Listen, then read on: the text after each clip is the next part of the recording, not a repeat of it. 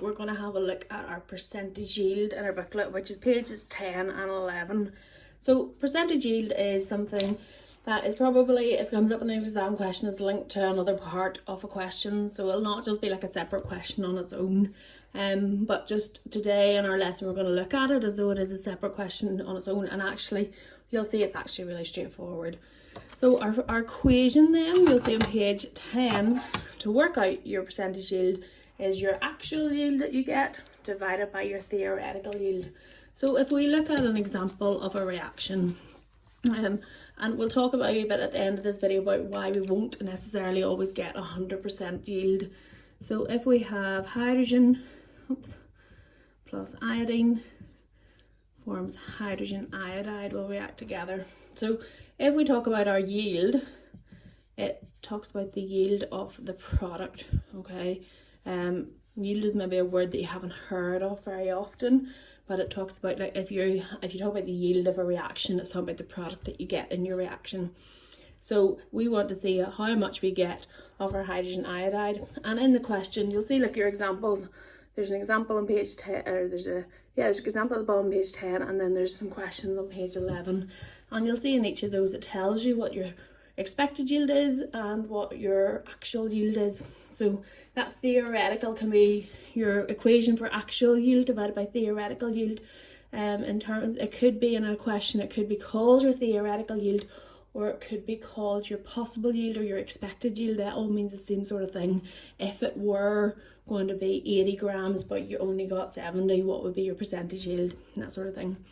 So the easy way, if we look at that first example on page 11, so it tells you that we've got magnesium plus oxygen goes to magnesium oxide, and it says there that we got 80 grams of magnesium oxide were expected. So that's expected yield or theoretical yield, but only 75 grams were obtained. So that was our actual yield. So to work out our percentage yield, remember it's our actual divided by theoretical times 100. That's our formula that we use to work it out. So for here, our percentage yield is going to be 75 divided by 80 times 100.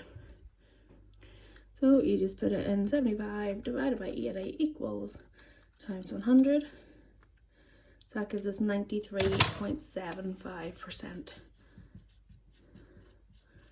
Okay, so there's a couple of reasons at the bottom of page 11 as to why we won't get 100%.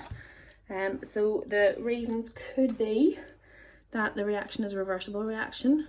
Okay, now we will learn more about reversible reactions when we do unit 2 next year, but a reversible reaction means that there's sort of two reactions happening at the time here. As soon as some hydrogen iodide forms, it will turn back into hydrogen iodine, so you'll not get a whole 100% of it going that way. The other reasons could be that we have some reactants may react to give unexpected products, so they might react in a different way. We might not all get hydrogen iodide, or there's a couple of other examples there on page 11 where there's more than one product, so you maybe get a different product formed. Some of the product may be left behind in apparatus, so whenever it's been transferred and weighed, it might be missing some left behind. Some of the reactants may not be 100% pure. Maybe there's some impurities in it that then don't react, so you're not getting the mass that's being used isn't actually being turned into the product. And some of them might give a mixture of products which are difficult to separate. So like questions 3 and question 5 on page 11 where there's 2 products formed. So I'm going to put another video up on this post today that will explain a bit about yield as well. So that's our plan for our single period today.